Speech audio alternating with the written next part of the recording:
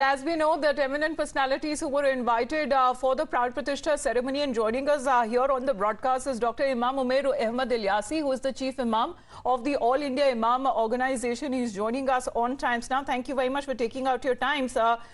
Can you also tell us about your thought on the Pran Pratishtha ceremony that happened yesterday? देखिए, विचार मेरा नहीं है, देश का है और बात देश की होनी चाहिए। व्यक्तिगत विचार कुछ नहीं होता।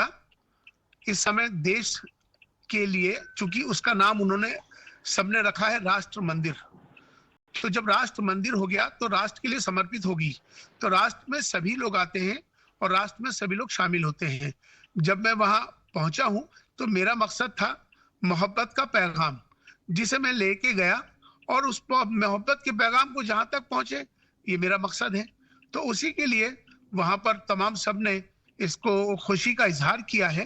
और मकसद यही मैं बार बार सबसे कह भी रहा हूं कि हमारी सबकी इबादत करने के तरीके जरूर अलग हो सकते हैं, हमारी पूजा पद्धति सबकी जरूर अलग हो सकती है, हमारे पंथ जरूर अलग हो सकते हैं, हमारे धर्म जरूर अलग हो सकते हैं, लेकिन हमारा जो सबसे बड़ा धर्म है इंसान और इंसानियत का है।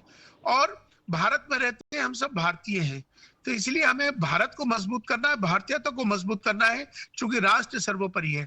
आज जिस तरह से हमारे देश के प्रधानमंत्री जी, जिन्होंने कल वह राष्ट्र मंदिर से जो संदेश दिया पूरे विश्व के लिए, तो उन्होंने ये कहा कि तमाम पूरे भारत के भारतवासियों को उन्होंने नाम लेकर अपनी बात कही थी और उन्होंने कहा था कि देश तरक्की की तरफ जा रहा है। ये बात सही है कि आज मोदी जी के नेतृत्व में देश जिस तरक्की की तरफ बढ़ रहा है, तो हमें सबको मिलकर अपने देश की उसमें हमको सबको मिलकर सहयोग करना चाहिए। आज राष्ट्र हमारे लिए सबसे ज्यादा इम्पोर्टेंट है, तो हमें मतभेदों को, जो हमारे मन में मतभेद हैं, जो हमारे मन में कोई पुरानी रंजिशें हैं, दुश्मनियां हैं, उनको खत्म करके आज के वक्त में हमें चलना होगा, क्योंकि ये बदलते भारत की तस्वीर है। आज का भारत ये उत्तम भारत है, आज का भारत ये नवीन भारत है, ये श्रेष्ठ भारत है। इसके लिए हमको सबको चाहिए कि अपने भारत को मजबूत करें और हमें उस पर आगे बढ़ना चाहिए। ये इख्तलाफ, ये दुश्मनियां, ये झगड़े, ये फसाद, ये कोई अच्छी चीज नहीं होती है। ठीक है, सुप्रीम कोर्ट का फैसला आया, जब सुप्रीम कोर्ट का फैसला आने से पहले हमारे तमाम सारे भारत के तमाम सारे जितनी भी तंजीमें हैं, उन्होंने सबने मिलकर एक फैसला लिया कि जो सुप्रीम कोर्ट का फैसला आएगा हम मान लेंगे। सबने मान लिया। अब उस कानूनी के दायरे में रहकर मंदिर बन गया। अब मंदिर बन गया तो हमें कम से कम इन बातों को भूलकर आगे की तरफ बढ़ना चाहिए। हमारी सकारात्मक सोच होनी चाहिए, क्योंकि अब ये आज हमें सबको मिलकर ये सोचना है कि मोहब्बत हमें कैसे हो, दुश्मनियां खत्म हो, आपस में मिलके रहें, संवाद हो। अगर मैं वहां नहीं जाता तो कैसे संवाद होगा? एक दूसरे के यहाँ हम आएंगे जाएंगे तभी संवाद होगा। जब संवाद होगा तो मिसअंडरस्टैंडिंग्स खत्म होंगी, और जब मिसअंडरस्टैंडिंग खत्म होगी तो आपस में प्यार बनेगा। तो मैं तो प्यार का पैगाम लेके गया हूं, जिसे मैंने आम किया है। इमाम साहब, आपने बहुत सही कहा, लेकिन आप जब वहां मौजूद थे तो आप अपने एक्सपीरियंस के बारे में बता सकते हैं क्या इमाम साहब? जब आपने देखा कि क्या ये वाकई में जो यूनिटी का जो मैसेज है कम्युनिटीज के बीच, वो जाता हुआ नजर आ रहा था क्या कल? यकीनन मुझे पूरा यह विश्वास है, मेरा दृढ़ विश्वास है कि हर समाज के अंदर अच्छे लोग ज्यादा होते हैं। मुझे मालूम है चंद लोग हैं जो खराब हैं, लेकिन चंद लोगों की वजह से सारा समाज खराब है, ऐसा होता नहीं है। तो मुझे बहुत सारे लोग अच्छा भी कह रहे हैं, मुझे मालूम है मेरे समाज के अंदर मुझे बहुत लोग हैं जो मुझे बहुत अच्छा भी कह रहे हैं, बहुत लोग हैं जो मुझे इस समय बहुत खराब कर रहे हैं, मुझे थ्रेट्स दे रहे हैं, लेकिन मैं इन बातों से डरने वाला इसलिए नहीं हूं क्योंकि मैं राष्ट्र के लिए काम कर रहा हूं। मैंने जो काम किया है, जो मैंने पैगाम मोहब्बत है जिसे मैं देने के लिए गया था, तो मेरा आपस में यही मकसद भी है और पैगाम भी है। मैं चीफ इमाम हूं भारत का, 5.5 लाख इमामों की मस्जिदों का मैं नेतृत्व करता हूं। पूरे मुसलमानों की तरफ से जाके मैंने वहां पर नुमाइंदगी, तमाम सबका भारत का नाम रोशन किया है, अपने लोगों का नाम रोशन किया है। इसमें कोई बुराई की बात क्या है इसमें? जी, अब इमाम साहब, आपने देखा है कि सवाल तो काफी उठ रहे हैं, लेकिन अगर प्रधानमंत्री नरेंद्र मोदी, उन्होंने कल जो स्पीच दी थी उसमें उन्होंने ये कहा था कि राम भारत के आधार है। आपकी स्टेटमेंट में आप क्या संदेश देना चाहेंगे, क्योंकि प्रधानमंत्री की तरफ से ये कल सीधे तौर पे कहा गया था?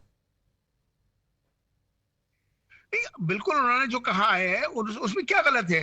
आधार है, ठीक है।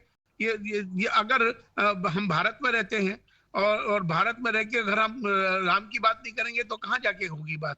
तो अगर हो रही है तो इसमें बुराई की बात नहीं है। प्रधानमंत्री ने जो कहा है वो ठीक है। आप उन पॉलिटिकल पार्टीज, जो विपक्षी पार्टीज के बारे में क्या कहेंगे इमाम साहब? उन्हें इनविटेशन तो दिया, उन्होंने मना कर दिया आने से।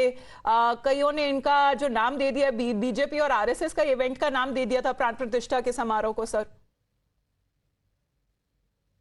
देखिए, मैं कहता हूं कि विरोध करना तो उनका काम है, और जब से 2014 से जब से मोदी जी आए हैं, सिवाय विरोध के उन्होंने कुछ और काम किया नहीं है। हम तो तब मानते हैं कि उनके अच्छे कार्य को अच्छा भी कहा जाता। उनके सारे काम खराब हैं और सिर्फ विरोध ही करना है तो ये तो अच्छी बात नहीं है ना।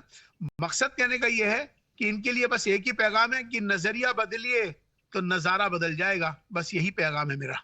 लेकिन ओवैसी जी के बारे में आप क्या कहना चाहेंगे इमाम साहब? क्योंकि वो बार बार अपनी बात दोहराते हुए नजर आ रहे हैं कि मस्जिदों को आबाद रखना चाहिए और हमसे छीन लिया गया। इस तरह की अगर स्टेटमेंट्स अगर दी जाती है पॉलिटिकल लीडर्स की तरफ से तो फिर आप क्या कहेंगे? देखिए, वो लोग, मैं किसी का नाम नहीं लूंगा, लेकिन मैं इतना कहूंगा कि लोग इस पर राजनीति पहले से होती आई है। यही तो हमारे साथ दुख का विषय है कि इस मुद्दे पर, इस विषय पर हमेशा राजनीति हुई और लोगों ने राजनीति लाभ लिए लोगों ने। लेकिन मैं समझता हूं कि इस पर राजनीति करने की जरूरत नहीं है। ये तो समय अब जो है सब राष्ट्र को मजबूत करने की और राष्ट्र के साथ चलने की और राष्ट्र को आगे बढ़ाने की बात करनी चाहिए समय। बहुत सही संदेश दे रहे हैं आप इमाम साहब, लेकिन आप उनके बारे में भी क्या कहेंगे? क्योंकि एक और पक्ष है जो सीधे तौर पे ये कहते हैं कि अब अयोध्या तो हो गया, राम मंदिर तो बन गया, लेकिन अगली बारी काशी और मथुरा की। देखिए, कौन क्या सोचता है वो अलग बात है, लेकिन जब मुझे लगता है कि हर मसला संवाद के माध्यम से ही हल होना चाहिए, डायलॉग होना चाहिए, आपसी बैठकर मसले का हल निकलना चाहिए। तो मैं संवाद के हक में हूं और मैं चाहता हूं कि डायलॉग हो और आपसी में कोई भी मसले का हल बैठकर बातचीत के जरिए हो तो ज्यादा बेहतर है। चलिए इलियासी साहब, आपने बहुत सही संदेश दिया है। अभी आपकी नुमाइंदगी भी कल हुई थी, हमने देखा था आपको प्राण प्रतिष्ठा के समारोह में। धन्यवाद आपका। थैंक यू वेरी मच इमाम साहब for taking out your time and speaking two times now.